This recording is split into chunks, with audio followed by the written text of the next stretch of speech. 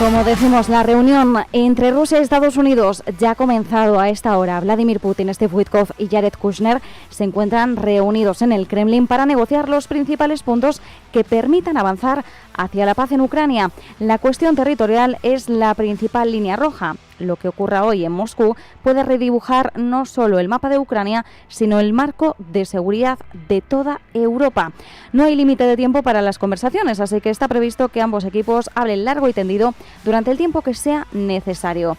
La reunión ha empezado algo más tarde de lo previsto, esto hay que recalcarlo, y es que Putin ha hecho esperar a la delegación estadounidense en Moscú mientras pronunciaba un discurso en un foro. Desde el Kremlin han explicado que el presidente ruso hoy ha tenido una agenda muy apretada. Sin embargo, no es la primera vez, si tenemos de memoria, y tampoco nos tenemos que ir muy atrás, no es la primera vez que Putin utiliza esta táctica. Dejar a las delegaciones esperando y programar otros eventos es ya un habitual para intentar obtener la ventaja en las negociaciones. Oye, cada uno utiliza sus trucos. De hecho, ya hizo esperar a Steve Witkoff en marzo, cuando el estadounidense visitó Moscú para discutir un alto el fuego que nunca tuvo lugar. Sin embargo, en aquel momento Putin improvisó un encuentro con el bielorruso Lukashenko y Witkoff tuvo que esperar 8 horas. En la agenda se espera que discutan la versión revisada del plan de paz de Trump, las exigencias de concesiones territoriales y los límites permanentes a la OTAN. Aunque Estados Unidos considera a Witkoff una figura clave en las negociaciones, la realidad es que Ucrania no confía demasiado en él. Al menos así lo ha expresado la diputada ucraniana Halina Yanchenko. Es obvio que los ucranianos no confían en Steve Witkoff, especialmente después de presentar el llamado plan de 28 puntos. Hay pruebas de que este plan se redactó en el Kremlin, en ruso, y luego Ucrania se vio obligada a discutirlo, forzada por Witkoff, desde la Casa Blanca. Creo que es una vergüenza para la diplomacia global en general, cualquier tipo de conversaciones o acuerdos de paz. Witkoff ha aterrizado en Moscú en un momento de máxima tensión porque Putin, horas antes, proclamaba la caída de Pokrovsk y puede utilizar ese avance para acelerar el pulso de las negociaciones y, por supuesto, si se confirma este avance, a su favor, al favor de Rusia. Pokrovsk fue en su momento un centro logístico estratégico para el ejército ucraniano. Ucrania niega la toma de Rusia y acusa al Kremlin de propaganda, pero el gesto de anunciarlo antes de las negociaciones con Estados Unidos no pasa desapercibido. Las próximas horas marcarán si Estados Unidos y Rusia encuentran un punto común o si el anuncio sobre Pokrovsk es solo el preludio de una escalada destinada a endurecer la negociación. En estas últimas horas también Vladimir Putin ha lanzado su advertencia más dura. Si Europa de repente quiere empezar una guerra con nosotros, estamos listos ahora mismo. De eso no hay duda. Pero la cuestión es, si Europa de repente empieza una guerra con nosotros, será muy rápido. Esto no es Ucrania.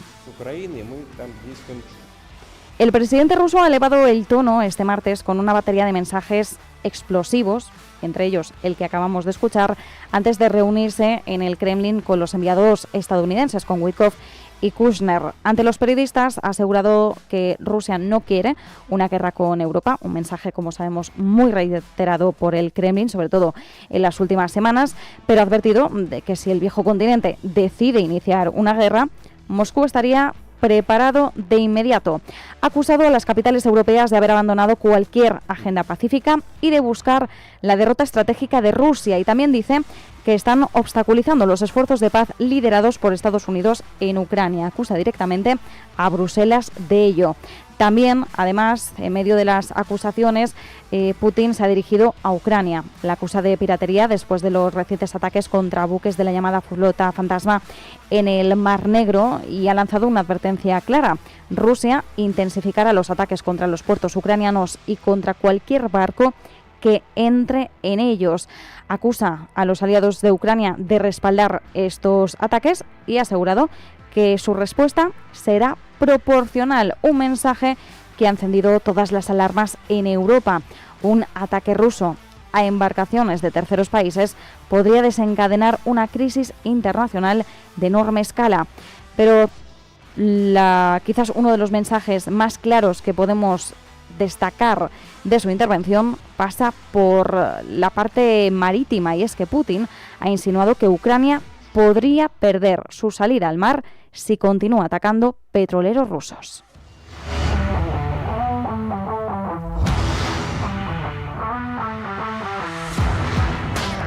El plan estrella de Europa para financiar a Ucrania acaba de recibir un duro golpe desde Frankfurt, porque el Banco Central Europeo no respaldará el préstamo de 140.000 millones de euros a Ucrania financiado con activos rusos congelados. La conclusión del organismo que dirige Christine Lagarde es contundente. La propuesta, vulnera su mandato. Asumir ese papel significaría en la práctica cubrir las obligaciones financieras de los Estados miembros, lo que equivale a financiar directamente a los gobiernos. Esto violaría el Tratado de la Unión Europea que prohíbe esa financiación monetaria. El rechazo, como decimos, supone un golpe importante. Según el plan de la Comisión Europea, los países del bloque deben ofrecer garantías estatales para distribuir el riesgo de reembolso. El problema es que los Estados miembros no son capaces de recaudar rápidamente esa suma de dinero en caso de emergencia, y por eso la Comisión Europea solicitó al Banco Central Europeo actuar como prestamista de última instancia para prevenir una crisis de liquidez, una línea de seguridad, en pocas palabras, para Euroclear Bank, el gigante belga que custodia la mayor parte de las reservas rusas, ya que existe el riesgo de colapso de liquidez si Rusia exigiera la devolución de sus fondos en algún escenario extremo. Pero Frankfurt, como decimos, ha cerrado la puerta. Y con este no sobre la mesa, la Comisión ahora se ve obligada a buscar alternativas a contrarreloj. Bruselas reconoce que garantizar la liquidez necesaria para cubrir posibles devoluciones es el pilar crítico de este mecanismo. Si Europa quiere utilizar los activos rusos congelados para respaldar créditos a Ucrania, debe asegurarse de que ningún Estado miembro, institución financiera o actor privado quede expuesto a la quiebra de compromisos internacionales. El debate no es nuevo, pero sí cada vez más tenso. Euroclear, de hecho, está dispuesto a demandar a la Unión Europea si se le obliga a transferir los activos inmovilizados. La institución alerta además de los riesgos legales, fiscales y de estabilidad que implicaría este mecanismo de préstamos de reparaciones.